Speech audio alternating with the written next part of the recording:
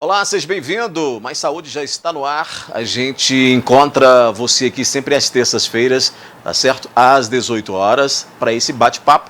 A gente traz sempre aqui personalidades, tá certo? Pessoas que estão muito atentas a toda a situação que ocorre na saúde pública, na saúde particular. Enfim, a gente vai trazendo aqui para você informação com conteúdo pensado, tá certo? Mas Saúde tem esse papel de trazer sempre convidados especialistas em diversos assuntos para a gente tratar aqui no programa.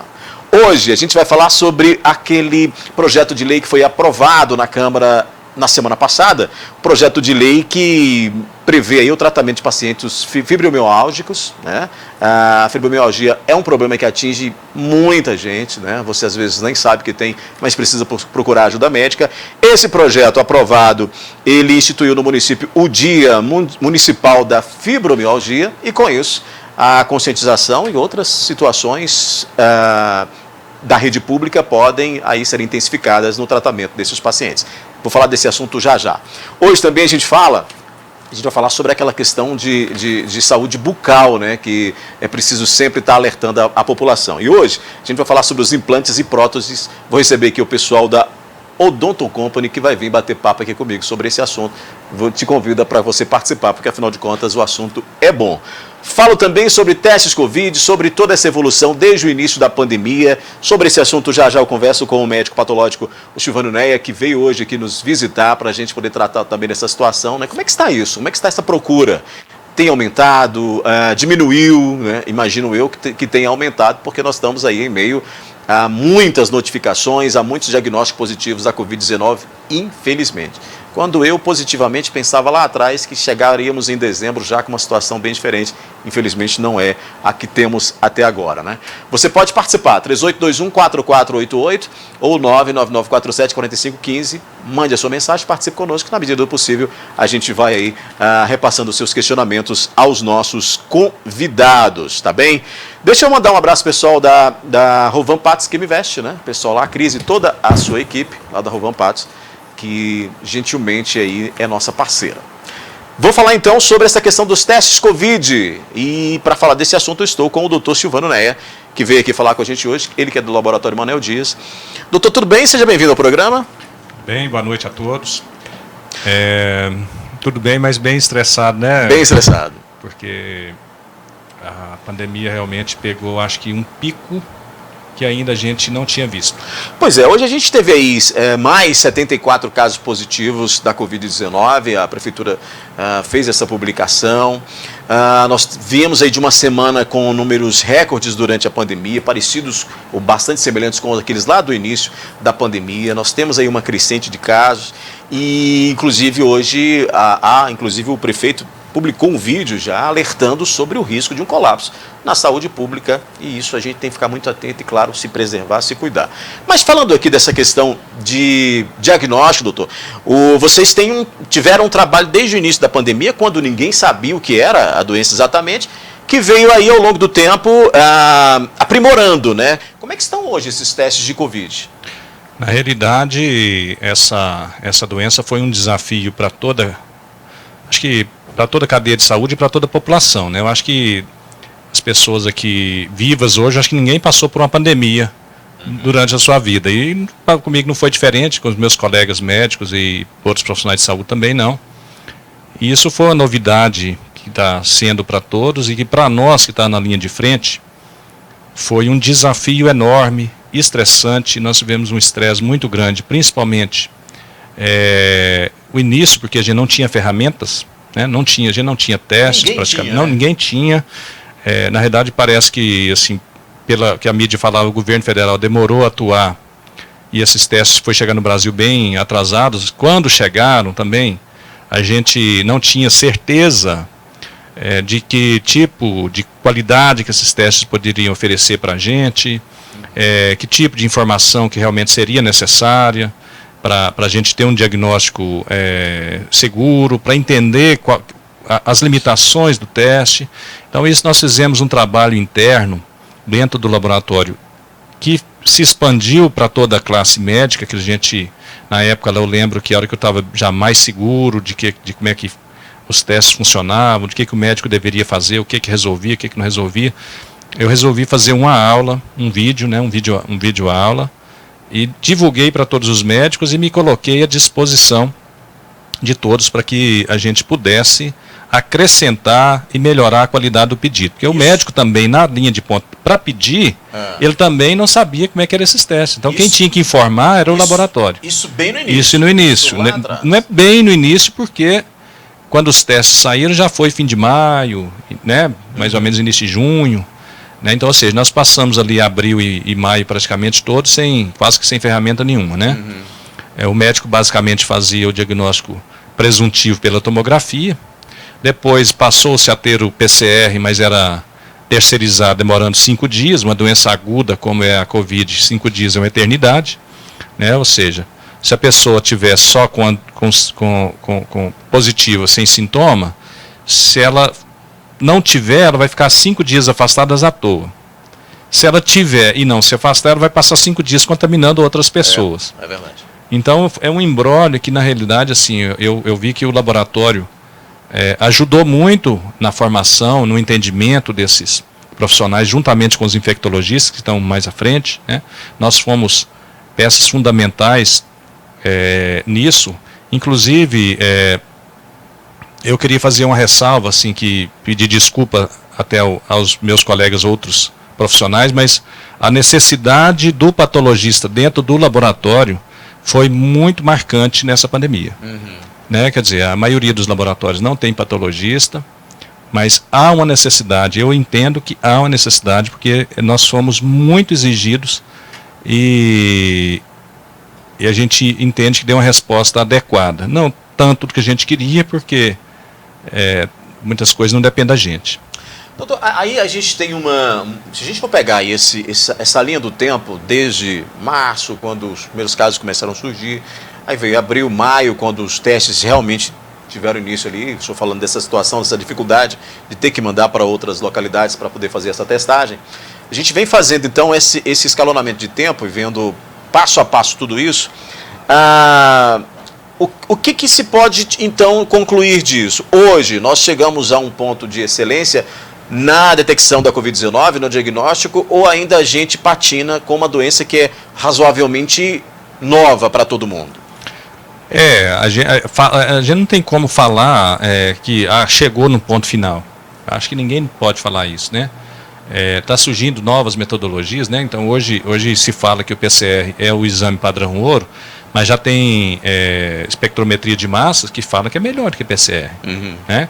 E a gente não vê isso sendo divulgado, né? A mídia não conhece, o próprio médico não conhece essa metodologia. Mas a gente investiu aqui numa metodologia, que chama imunissaio fluorescente, e a gente consegue entregar o resultado no mesmo dia, até no caso de exames de pronto-socorro, com 2 horas, que eu acho que foi um grande avanço que nós tivemos. Porque, como eu trabalho em pronto-socorro, eu acompanhava aquilo ali, como é que o médico estava lidando com isso? Né? Como é que ele se virava com aquele paciente ali que chegava e procurava, ele desconfiava que era, outros chegavam muito mascarados, sem ele saber direito, que não tinha sintomas assim muito característicos, não tinha tomografia positiva, e ele não tinha teste, e se fosse um teste para chegar daqui 5 dias, como é que ele fazia? Então a gente foi percebendo essa dificuldade, e eu vi que eu tinha que achar uma solução para entregar um resultado em 2 horas para o médico de pronto-socorro. Até porque é uma doença que em muitos pacientes não apresenta nem sintomas. Nem sintoma, e ele vai transmitir. O que vai dificultando. Então, sintomas muito vagos, né? As pessoas estão, por exemplo, sintoma de diarreia. Pode ser qualquer coisa. Qualquer coisa. Sintoma você vai diarreia, de repente é um Covid. Uma diarreia e o nariz escorrendo é Covid. E aí, quer dizer, você não tem uma tomografia que vai te falar que tem um quadro ali que você fala pela tomografia, e isso vai fazer o que com ele? Então você vai entender, o médico entendia que era positivo, então fica afastado. E às vezes não era. Às vezes era nós tivemos um teste, que a gente fazia um teste duplo, de Covid e gripe. Gripe mesmo, não resfriado, né, o influenza. Foi um teste que a fábrica não tinha o teste que a gente queria, ele mandou um teste duplo para a gente. E muitos dos que não eram Covid era gripe. A gente não divulgava esse resultado porque não foi pedido pelo médico e ia ser transitório, mas a gente via que muitos daqueles ali eram gripes. Então, aí de repente você tem uma gripe, você vai afastar ele 10 dias, 14 dias do trabalho, do convívio familiar, colocando a pessoa no estresse de isolamento. Mas e se não for? Então, quer dizer, um exame desse, ele precisa ser bom, confiável. Confiável e rápido. Confiável e rápido. Confiável, mas que demora 5, 6 dias, não atende, mas não... Doutor, aí, hoje o que a gente pode dizer? Porque aí nós temos, o senhor falou do PCR, né, que é padrão elevado, padrão ouro, né? Na teoria padrão ouro, mas a espectrometria de massa hoje é melhor do que o PCR. Para quem está em casa entender, o PCR é aquele que enfia o cotonete lá no cérebro do camarada. A espectrometria de massa também. Na realidade, inclusive eu vejo assim, eu vejo os convênios, paga só PCR. O imunoensaio fluorescente que a gente faz, ninguém paga. Tá. Mas aí eu te pergunto, nós temos que pagar o exame ou é metodologia? A metodologia que vai dizer que o convênio deve pagar ou não? Você vai fazer um TSH, se for por uma metodologia ele paga, se não for por outra ele não paga? Não existe isso. Então por que está existindo com o coronavírus? Isso não deveria existir, ao meu ver. A metodologia porque na realidade o exame que a gente faz, quando a gente fala, fiz um PCR, eu fiz uma espectrometria de massa, ou fiz um ensaio fluorescente. O exame é o mesmo. A metodologia que é diferente. Tem que entender isso. Tem que entender isso. Então, ou seja, todos esses exames é o exame do SUAB. Ou seja, você vai procurar parte do vírus. Qual foi a dificuldade no início? Né? As pessoas, os médicos, estavam entendendo que o coronavírus agiria mais ou menos igual às outras doenças. Por exemplo, toxoplasmose. Você tem uma sorologia de IgM que denotaria um caso agudo e um IgG, um caso de cura. Com o coronavírus, isso não funcionou. Por que ele não funciona assim? Porque ele é muito agudo. Ele é de questão de dias. Então essas imunoglobulinas, elas não conseguem ser produzidas a ponto de você conseguir diferenciar dessa maneira. Então esse teste, ele serve muito pouco para um diagnóstico. Ele serve bem para epidemiologia, no caso o IgG. Ou então, eu acredito que vai servir muito agora no caso do aparecimento de vacina. Por quê? Acredito, né? Nós temos que esperar para ver. Acredito, né? Não tô afirmando aqui que vai, mas acredito que sim. Ou seja, você vai tomar a vacina, ela fez efeito? Como é que você vai ver? Com esse exame sorológico. Tem que fazer o exame. Você tem que fazer o IgG, para saber se ele positivou. Apesar que tem relatos de pessoas com diagnóstico positivo de coronavírus e que não viram as imunoglobulinas. Que não vira o exame sorológico, ou seja, o sorológico continua negativo. Lógico que não são exceções, mas acontece. Muitas vezes, inclusive, o médico, o paciente acha que a gente errou o exame. Demonstrando a complexidade dessa doença, né? É uma doença que virou a gente de cabeça para baixo, na realidade. Olha, o Luiz está me avisando aqui que a gente praticamente não tem mais tempo. Eu já quero te convidar. Doutor, o senhor precisa voltar para a gente continuar falando desse assunto aqui no próximo programa, porque tem muita coisa aqui, o pessoal mandando mensagem, querendo fazer muita pergunta. O nosso tempo hoje não dá mais, mas eu quero agradecer. Doutor Silvano Neia, patologista, veio hoje aqui nos visitar. Obrigado, doutor. Eu falei assim, que eu gostaria de vir aqui contar isso um pouco, porque eu acho que as pessoas que veem a gente atrás, nos bastidores, né? E não tem ideia, né? O patologista clínico não é um médico conhecido.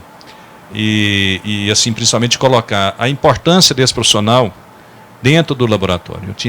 Eu acho que isso aqui é uma coisa que as pessoas precisam saber, porque a gente faz muito pelo doente sem ele saber. A gente pega aquele resultado primeiro, muitas vezes é um exame crítico, às vezes a pessoa corre risco de vida, a gente liga para o médico, o paciente não fica sabendo. A gente orienta o médico. Foi quantos médicos, quando a gente teve aquele pico em julho, que foi basicamente muito menor do que esse está sendo maior, que atingiu os profissionais de saúde. E foi um estresse danado, e nós lá no laboratório foi uma base para isso. Sabe, para liberar exame mais rápido, para que o médico pudesse voltar mais rápido, como que tivesse certeza que precisasse se afastar, porque ele é um profissional que não podia ficar. Quando eu falo médico, mas o profissional de saúde, teve muito enfermeiro da linha de frente que ficou afastado. Então, isso tudo aí eu acho que assim, seria bacana realmente. Eu acho que eu me senti bem com vontade de passar isso para todo mundo, porque é um profissional que às vezes as pessoas não conhecem, mas que ele agrega muito à medicina. Então volte sempre ao programa, viu? Eu que te agradeço. Boa noite. O convite já está feito para o doutor Silvano Neia voltar aqui para falar com a gente mais vezes, né? Para a gente bater mais papo aqui, porque aqui rende o papo, hein? Então, olha, vou fazer um intervalo rapidamente e volto já para a gente ter mais, trazendo mais convidados especiais para você. Estamos de volta com mais saúde. E olha, nesse bloco eu falo sobre saúde bucal, como você cuida aí dos seus dentes, né? Melhorar o aspecto, resolver um problema relacionado aí aos dentes. É claro, né, que todos nós sabemos que aquele sorriso bem bonito, bem tratado, dá um cartão de visitas imediato, né? Para falar desse assunto, eu estou aqui com a cirurgiã dentista, a doutora Jéssica Yara Pinheiro Paiva, que veio hoje visitar a gente aqui. Ela é da Odonto Company. Implantes e próteses é o nosso assunto de hoje, porque afinal de contas, quem não tem dúvida sobre esse assunto? Eu tenho muitos e vou aqui tratar disso com ela. Tudo bem? Seja bem-vinda, Jéssica. Boa noite, Odair. Boa noite ao pessoal de casa. Implantes e próteses, um assunto que as pessoas começaram a se relacionar melhor, porque até então, até um tempo, ficava aquela coisa, né? Será que realmente isso é legal, se não é, funciona ou não funciona, e vem demonstrando que realmente muda a vida de muita gente, né, Jéssica? Muda bastante, é igual a gente estava conversando um pouquinho antes aqui, a técnica de implante hoje, ela está muito mais aprimorada, e o pessoal começou a aprender um pouco mais sobre implante, a entender mais e perder um pouco do medo. Então, tem sido uma técnica bastante realizada no Brasil e no mundo. Vamos supor que eu sou o seu paciente, né? Eu tenho um problema aqui, eu tenho um dente aqui que está com problema, eu já percebi que ele não vai ter jeito, né? Não cuidei desse dente adequadamente, fiz alguma coisa errada, preciso trocar. Como é que é feito? Porque o primeiro precisa ser avaliado, né? Isso. Você vai passar por uma avaliação, né? Onde a gente vai avaliar você como um paciente individual, vamos fazer uma anamnese, entender sobre o seu estado de saúde e se você pode ser submetido a uma cirurgia de implante, que é uma cirurgia muito simples. Se for um dente único, vou pedir para a pessoa filmar aqui, a gente coloca um parafusinho, né, no osso, extrai seu dentinho que está perdido, põe um parafusinho e depois põe a coroa, certo? Esse parafuso ele vai ficar fixado no osso da pessoa, então ele não vai soltar, certo? E aí você tem uma avaliação minha sabendo que eu tenho essa possibilidade, né? Porque aí eu tenho aí minha carga óssea perfeita, porque senão não é possível, né? Exatamente. Em alguns pacientes é necessário a gente fazer enxerto, né? Que também é um procedimento simples, porque hoje em dia a gente tem vários tipos de enxerto, inclusive enxerto em pó, então não é necessário tirar o enxerto do próprio paciente, né? Tendo que fazer uma outra loja cirúrgica. Então, hoje em dia, é bem fácil também, se o paciente tiver uma falta de osso, né, que não consiga pôr esse implante, fazer um enxerto. A gente caminha para um tempo em que as próteses removíveis vão desaparecer, porque eu tenho amigos, eu tenho familiares que usam e reclamam muito, né? Quais são as principais que chegam lá para você? As principais queixas que a gente tem hoje dos pacientes que usam prótese é a mastigação mesmo, a função, né? Dificulta bastante a mastigação do paciente. Às vezes você está numa festa, né, num casamento, e aí você vai comer entre alimento debaixo da prótese, aquela pessoa acaba ficando constrangida, né? Além de também estética, né? Aquela confiança, a autoestima do paciente, isso mexe muito com eles, né? Por exemplo, a prótese removível, em algumas situações, quando o paciente já tem uma perda óssea muito avançada, né, essa prótese não segura na boca do paciente, então ela fica caindo. E isso tem solução, né? É possível resolver? E isso hoje em dia tem solução, tá? Já não é tão recente, mas agora que as pessoas estão conhecendo mais isso, que é a prótese protocolo.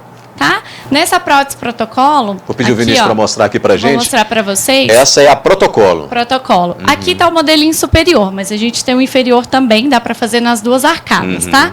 Essa prótese aqui consiste na colocação de 6 implantes superiores, e aí depois a gente coloca uma prótese, que é parafusada, consegue ver aqui, né? Então essa prótese, ela sem o céu da boca também. Então isso causa uma comodidade para o paciente muito grande. Na inferior, são colocados apenas 4 implantes. bom? Isso é simples, porque é um procedimento, né? Sim, é uma cirurgia bem simples, é feita com anestésico local, né? Em alguns pacientes, quando os pacientes são mais nervosos, às vezes tem um receio de dentista, porque tem muita gente que ainda tem um pouco de trauma de dentista, né? A gente consegue fazer também com uma sedação, tá bom? E agora a gente falando de pessoa para pessoa, qualquer um pode fazer? Depende do diagnóstico do médico? Como é que funciona? Isso. Hoje em dia, a maioria das pessoas podem fazer sim, tá? Durante a avaliação, a gente só vai verificar se você tem algum problema de saúde, se você é portador de diabetes, se essa diabetes está controlada, como que está essa pressão do paciente. Diante disso, qualquer um pode fazer se estiver tudo ok com a saúde geral. Tem uma pergunta aqui, ó. A Laura quer saber se essa prótese muda o rosto da pessoa, o formato. Isso, olha, essa prótese, ela pode sim mudar o formato da pessoa, melhorar a fisionomia da pessoa. Por quê? Com a perda dos dentes posteriores, né, se as pessoas não têm os dentes posteriores, a gente fica com o rosto murchinho, né, pequenininho, com a boca murcha. E aí, quando a gente coloca essa dimensão vertical correta, né, a gente coloca a altura dos dentes correta, isso faz com que a pessoa fique com o rosto mais jovial, né, que a pessoa, ela fique geralmente com esse bigode chinês que a gente fala mais suavizado. Então, sim, essa prótese ela pode ter o poder, sim, de mudar a fisionomia da pessoa, tá? Para melhor. O Cássio, ele está perguntando onde é que fica o Odonto Company e quer saber se tem um dente deslocado. Não entendi bem o que ele quis dizer, tem um dente deslocado. Imagino que ele tenha perdido de baixo, de cima desceu. Acontece muito isso, né? Acontece e ele quer saber sim. se neste caso aí seria o implante. Sim, se realmente você tiver perdido algum elemento, a gente pode sim reestabelecer com o implante, tá? A Odonto Company, ela fica na Praça Desembargador Frederico, o número 63, e fica ao lado da farmacinha da prefeitura. É bem facinho de achar aqui no centro da cidade. Não tem dificuldade não, né? Não tem dificuldade, tá? Isso muito para uma geração aí que tem cerca de 40 anos, que tirou esse dente de forma errada naquela época. E hoje, por que ocorre isso? Por que esse, por exemplo, de cima, ele acaba descendo? Ele é um crescimento? Então, Odair, não é um crescimento. Os dentes, eles têm um encaixe perfeito, né? Tanto o de cima como o de baixo, quanto na lateral. Então, quando a gente perde, por exemplo, o de baixo, o de cima tende a extruir. A gente fala extrusão. Ele desce mesmo, entendeu? Ele vai deslocando um pouquinho do osso. Não é que o dente cresce, não. Ele desloca mesmo. E isso acontece também, se a gente perder o dente de cima, o de baixo subir. Tá bom? Ele vai acontecer. E aí causa muito incômodo, né? Dói, essa coisa toda. A solução é o implante? É o implante. O incômodo de dor, assim, a gente não pode falar, mas altera a função realmente do paciente, né? A mordida fica errada. E aí vai acarretando uma série de problemas. Por isso, quem tem que fazer o implante tem que fazer já, não esperar, né? Porque, por exemplo, se você faz quando você perde o elemento, você evita, depois de um certo tempo, de ter que mexer no dente de cima. Porque senão nós vamos ter que fazer seu dentinho de baixo menorzinho, né? O que vai acarretar na função e na estética também, tá? Eu queria mostrar para você também outra opção de prótese que a gente tem, que é a overdenture, né? Vou tirar aqui. Como é que... Vamos lá. Certo? Deixa eu segurar o microfone para você. Isso. Para você poder explicar. Aqui, Vamos lá. A overdenture, geralmente a gente indica mais para a parte inferior mesmo da mandíbula, tá bom? Então, a overdenture é a colocação de 2 implantes e a gente fala que essa travinha aqui de futebol, mais didática para os pacientes entenderem. A prótese tem um clipezinho ali dentro, tá? Coloca e aí faz até um barulhinho. Né? Ela fica bem mais fixa. É uma outra opção para aquele paciente que talvez não tem osso posterior, né? Ou que às vezes quer gastar um pouquinho menos. É outra opção que a gente trabalha hoje em dia também. Que bacana. Tá bom? Desses todos, ou todos esses procedimentos podem ser feitos em Patos de Minas lá com vocês. Isso mesmo, gente. Tudo isso você pode encontrar na Odonto Company hoje, né? Quem quiser fazer avaliação por ordem de chegada, pode chegar com o documento, a gente faz. Tenho certeza que as pessoas vão gostar bastante. É um procedimento bem simples, realmente. A procura, ela tem aumentado cada vez mais, né? As pessoas têm se preocupado cada vez mais com isso, até porque, não só por estética, mas por saúde também, né, doutora? Exatamente. Função e saúde, né? Função e estética, né? Antigamente tinha muito mito, né, de implante, não sabia o que ia virar. Será que eu coloco esse implante ou não? Não sei como que vai ser isso no futuro. Hoje, esses implantes que nós usamos são implantes importados, né? São implantes com longa durabilidade, às vezes para a vida toda do paciente aí, né? E o que a gente troca geralmente é a prótese. Então, assim, tem se tornado muito comum esse tipo de procedimento. Né? Solução tem, né? Solução tem. Muito bem, eu falei aqui com a Jéssica Yara Pinheiro, que é a cirurgiã dentista lá da Odonto Company. O pessoal lá tem assim um desprendimento e um carinho tão grande para atender que a gente fica feliz de receber vocês aqui. Obrigado por ter vindo, viu? Muito obrigada, Daíra. Espero todo mundo de casa lá na clínica para conhecer. Repete para mim o endereço, porque senão o pessoal me cobra aqui, ó. É na Praça Desembargador Frederico, número 63. Fica ao lado da farmacinha da prefeitura. É fácil demais, né? Muito fácil. Eu vou fazer um intervalo rápido e já volto com mais informação aqui no Mais Saúde.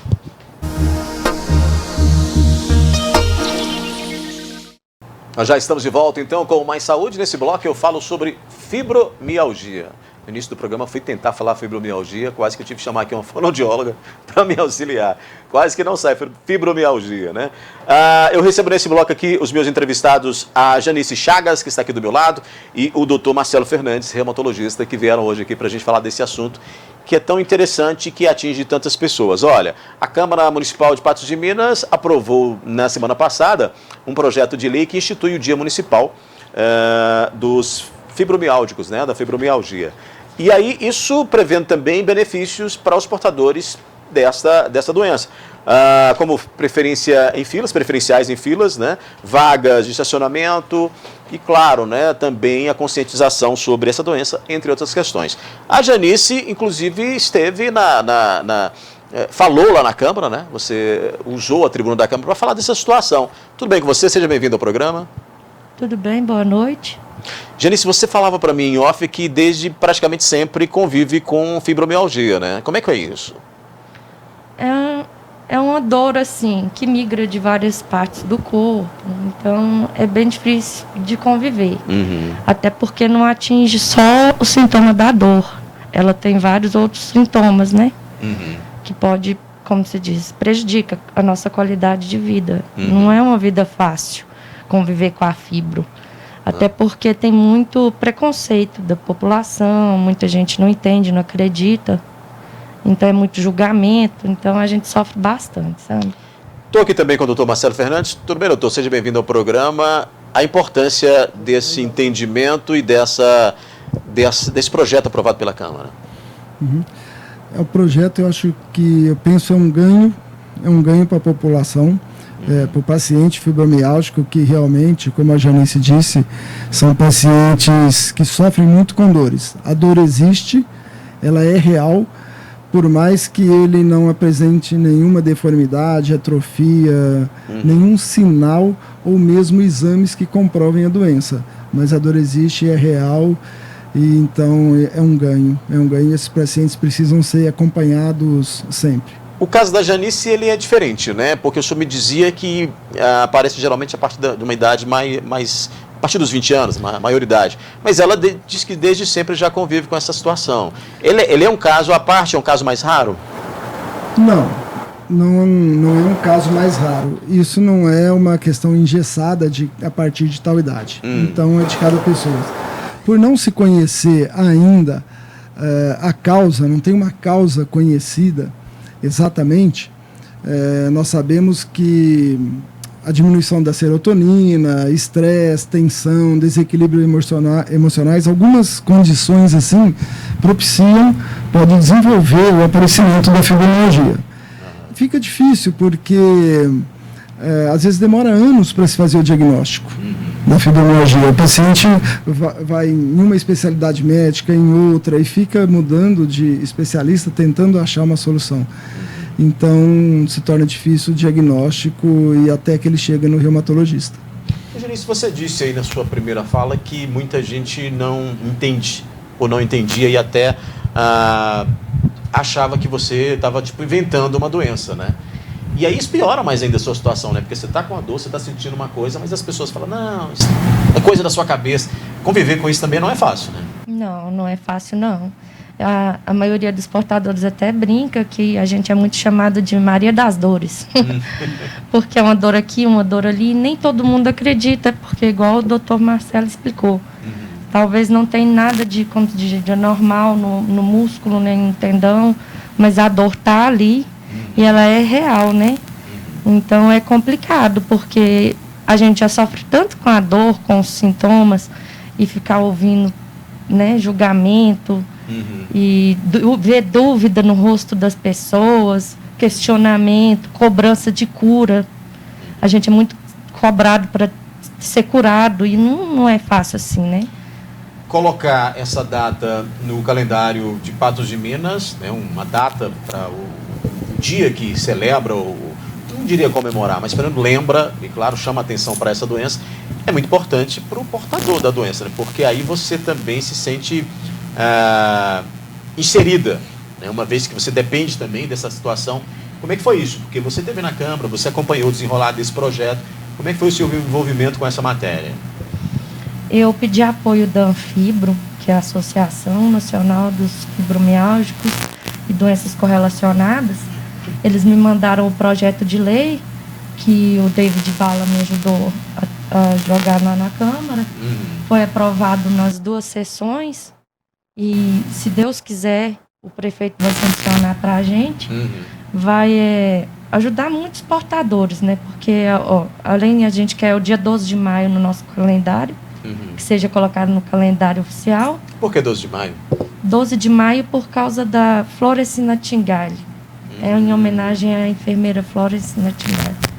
Foi uma das primeiras consideradas fibromialgicas do mundo.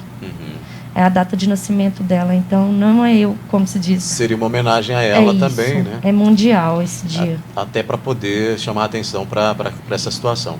E aí, depois disso, você mostrou para o David, ele teve o entendimento de que realmente era necessário, e isso encaminhou para a Câmara, né? Isso, aí ele levou para a Câmara, me convidou para estar indo falar na tribuna. Eu fui, falei, e graças a Deus a gente ganhou com 15 votos aprovados, contra nenhum. Que beleza. Nenhum negou. Unanimidade. Unanimidade, graças a Deus.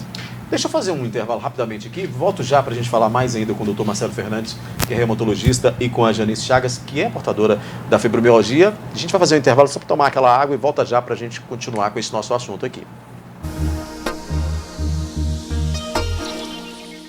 Nós estamos de volta então com o Mais Saúde. Eu continuo aqui falando sobre, olha só, a gente fala hoje sobre um assunto que atinge tantas pessoas e que muita gente às vezes nem conseguiu ainda diagnosticar uma situação, que é a fibromialgia. Continuo aqui com a Janice Chagas e também com o Marcelo Fernandes, que é reumatologista, que vieram aqui hoje para a gente bater papo sobre esse assunto. Papo sério, né? Doutor, mulheres são mais acometidas do que homens dessa doença? Sim. Os estudos mudam um pouco os estudos, mas é muito mais prevalente em mulheres, na medida aproximadamente de 9 mulheres para um homem. A fibromialgia, os sintomas dela, eles se manifestam de que maneira, né? Em geral, assim? Em geral, o paciente chega no consultório se queixando de dor. E fala, doutor, dói tudo. Sem saber exatamente o que é. Sem saber, ele se queixa de dor, da cabeça aos pés. Então, ele tem dor da cintura para cima, são 4 quadrantes. Da cintura para baixo. Lado esquerdo, lado direito do corpo. A dor generalizada.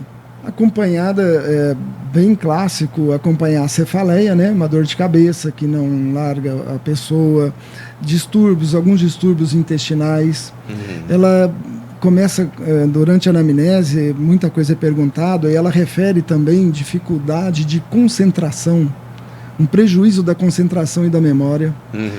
Ela apresenta também um sono não regular. Ela não dorme. Ela tem um sono irregular e não reparador. Muita insônia. Ela acorda cansada, dolorida. Geralmente são essas as queixas clássicas de um paciente fibromialgico com os sintomas que ele chega relatando. O senhor me dizia no intervalo que são vários fatores, inclusive psicológicos, que fazem ocorrer o aparecimento dessas dores, né, doutor? O aparecimento não está bem ao certo, a medicina não responde ainda isso, o que desencadeia a fibromialgia, mas nós sabemos que alguns desequilíbrios hormonais, tensão, estresse, baixa da serotonina, isso tudo pode predispor sim ao aparecimento da fibromialgia. O que indica que o paciente... trauma anterior, psíquico, emocional, também está envolvido nesse processo. O que indica que o tratamento ele não é só clínico, mas também ele precisa, não é só medicamentoso, mas é psicológico também. No geral, medica-se ou trata-se de outras maneiras esse paciente? Sim, nós temos as duas formas de tratamento, a farmacológica e a não farmacológica. Eu digo para todos eles que mais de 50% do êxito para ele obter melhora é não farmacológico. Então, o principal, atividade física, aeróbica e de força. O alongamento também é importante, mas uma atividade física aeróbica e de força, com o passar dos meses, se ele insistir, ele vai ter grande melhora. Já o tratamento farmacológico está envolvendo as drogas que vão agir no sistema nervoso central, regulando ali serotonina, noradrenalina, que são neurotransmissores a nível de encéfalo, que vão agir na dor e no humor. Eu digo assim porque a pessoa entende melhor. Vai agir na dor e humor. Então ele tem melhora do seu estado psíquico, porque a fibromialgia ela anda de mãozinhas dadas com a depressão e com a ansiedade. Ô Janice, aí nesse projeto aprovado na Câmara, instituindo o dia, né, do fibromialgia, ele fala lá sobre preferência em filas e também a questão de vagas para estacionar. É um problema, é uma dificuldade, né, que pode ser superada com um projeto como esse. São várias dificuldades, mas essas, por exemplo, de mobilidade, podem ajudar muito os pacientes, né? Pode ajudar e vai ajudar sim, porque muitas vezes a gente está com dor, não está conseguindo ficar lá nas filas e tem que ficar pedindo ajuda da família e tal, né, para a gente evitar a fila. Então é um grande passo, é uma grande ajuda para a gente, né? Poder saber que vai poder chegar lá e vai ser atendido rapidinho. Se tiver com dor, né? Não vai precisar ficar lá em pé, passar minutos lá esperando. Até porque quem está na fila, às vezes não respeita, não sabendo a condição do outro, e só entende quando alguém está de muleta ou é muito idoso para deixar ali a pessoa ser preferencial. Você já passou por isso, inclusive, né? Muitas vezes. De chegar, ter que ficar em pé e ninguém entende, porque, igual você falou, para poder achar que a gente está com dor, a gente tem que estar ou mancando com tudo quebrado, usando uma muleta, uma cadeira de roda, porque senão, do contrário, eles não entendem, não respeitam, né? E aí a gente vai ser colocado na fila preferencial, né? E vai usar a carteirinha para poder identificar.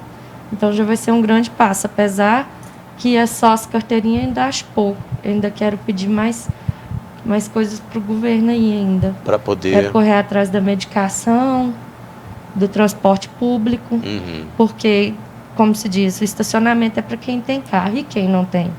Pois é, você precisa enfrentar o transporte público, então, né? Tem que ter um auxílio, né? E a maioria não trabalha, então fica complicado. Doutor, aí esse tratamento... Vamos colocar, foi lá para o consultório, teve toda aquela bateria de conversa, né, de exames, anamnese feita ao longo do tempo, diagnosticou esse tratamento. O senhor falou aí da questão do exercício físico, né, a importância dele, mas esse tratamento, ele tem etapas? Como é que ele é realizado? Sim, muito bom essa pergunta, porque o tratamento, a princípio, é contínuo. Usar o termo vida toda é um pouco, né, assim, mas é contínuo. O paciente ele vai precisar do acompanhamento médico persistentemente. Ele não pode abandonar o tratamento. Daí o êxito. A oportunidade de dizer que também o tratamento é multiprofissional. Sempre está envolvido um educador físico, um psicoterapeuta, para poder acompanhar isso daí. E aí, lógico, dependendo de comorbidades que as pessoas possam ter. Às vezes uma obesidade, enfim, outras coisas que podem piorar a fibromialgia. Então, o tratamento também é multi-especialidades. Ô Janice, você é funcionária pública, né? Você trabalhava na área de saúde e está afastada. Eu fico imaginando a dificuldade, diante do que o médico está me dizendo aqui, a dificuldade de você provar que precisa se afastar do trabalho por causa da fibromialgia. Foi difícil? Como é que foi? Não foi tão complicado, porque eu já faço o tratamento, como ele disse. Já fazia o tratamento? Eu estou fazendo tratamento já, então quando eu entrei de licença eu já estava em tratamento. Então não foi tão difícil, até porque, como eu trabalho dentro da área hospitalar, né? Já tinha um entendimento eles disso? Já têm um entendimento e já me acompanhavam meu sofrimento antes do diagnóstico, antes de começar o tratamento, né? É um ambiente diferente, né? Porque aí você está lidando direto com a questão, né? O que é mais complicado para outras pessoas em outro tipo de serviço. Mas aí você se afastou já tem quanto tempo e como é que tem sido esse seu tratamento e essa melhora dos sintomas? Tem na faixa de uns 2 anos que eu estou de licença. Meu tratamento, eu faço ele muito medicamentoso, porque a parte física, de atividade física, devido à pandemia, deu uma parada, né? E também porque eu tenho outras comorbidades, eu tenho outro problema no joelho. Então, eu tentava muito fazer caminhada. A caminhada me ajudava muito. Eu me sentia bem melhor com a caminhada. Porém, com esse problema do meu joelho, meu médico me afastou da caminhada. Então, eu fico mais em casa mesmo, fazendo meu tratamento. Tento movimentar em casa mesmo, de acordo com... Tem melhorado? Com o que eu dou conta. Assim, com relação à dor, o tratamento tem me ajudado muito, porque ficou mais espaçado. As crises têm demorado mais para aparecer. Porém, não é só a dor, né? Igual esse problema da memória e da concentração que ele disse, é um dos que mais afeta, que prejudica muito, né? A memória da gente é tudo, né? É o que eu falo. Tá. Então, se sua memória está afetada, acaba que tira muito sua qualidade de vida, né? Ô, doutor, pode falar, pode dizer. Sim, complementando isso, o paciente fibromiálgico, ele deve trabalhar. Ele deve exercer suas funções, ele não está impedido. Então, isso não é desencadeado por nenhuma atividade ocupacional. Né? Isso é bom ficar claro. E também não impede ele do trabalho, mesmo que ele tiver que fazer movimentos, andar daqui para lá, de lá para cá, subir escadas, isso não impede. O que deve ser entendido é que ele tem um pouquinho assim, ele faz mais lentamente. Né? Tem limitações. Ele tem algumas limitações, mas a nível da agilidade. Mas é justamente o contrário, ele não pode permanecer estático. Quanto mais estático, mais parado, as dores pioram. Então, ele deve trabalhar, sim. Então, isso precisa ser acompanhado para ele entender isso também. A fibromialgia é uma doença que pode chegar a uma cura? Pode chegar ao ponto? Ou esse tratamento, o senhor disse aí que dizer que para a vida inteira um tratamento é realmente ser um pouco mais, né? Mas ela chega a ter cura? Pacientes já se recuperaram totalmente, não? Olha, isso vai de cada paciente, porque, assim, a princípio a resposta é que não teria uma cura. Tem acompanhamento, controle da dor e orientações, e ele precisa ficar indo ao médico. Mas já ocorreu, sim, de paciente, inclusive comigo, que falou, olha, eu melhorei. Mas aí o que aconteceu? A vida dela deu uma virada.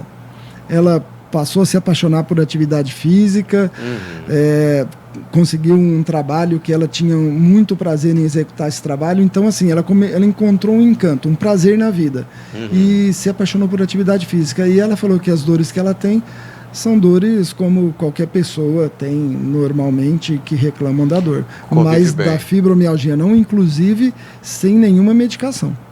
Convive bem, então, com essa questão. Olha, eu conversei aqui com a Janice Chagas, que é técnico em enfermagem, né? Está afastado do trabalho, mas é técnico em enfermagem e é portadora de fibromialgia, e com o doutor Marcelo Fernandes, reumatologista. Janice, parabéns por sua iniciativa, por ter também buscado essa questão aí que terminou ou resultou na aprovação desse projeto. Obrigado por ter vindo ao programa e que essa luta não pare por aqui, né? Eu que agradeço. E queria só interromper e voltar naquele assunto do trabalho, que o doutor Marcelo falou que a gente é mais lento, né? Eu queria dizer que a gente tem vontade de trabalhar, porém não é dependendo do seu lugar de trabalho, as pessoas não te entendem. Então, Justamente. com essa lei agora e com esse conhecimento que está trazendo, Vai ajudar, eu né? acho que vai ajudar muito para as pessoas terem mais paciência com a gente, mais entendimento, mais sensibilidade com a nossa situação, né? E queria agradecer a oportunidade de estar aqui hoje e dizer que vamos vencer essa luta e o prefeito daqui uns dias sanciona. Vai sancionar, né? E eu estou com a minha carteirinha na mão. Tá certo. Doutor, obrigado por ter vindo também, viu? Volte sempre.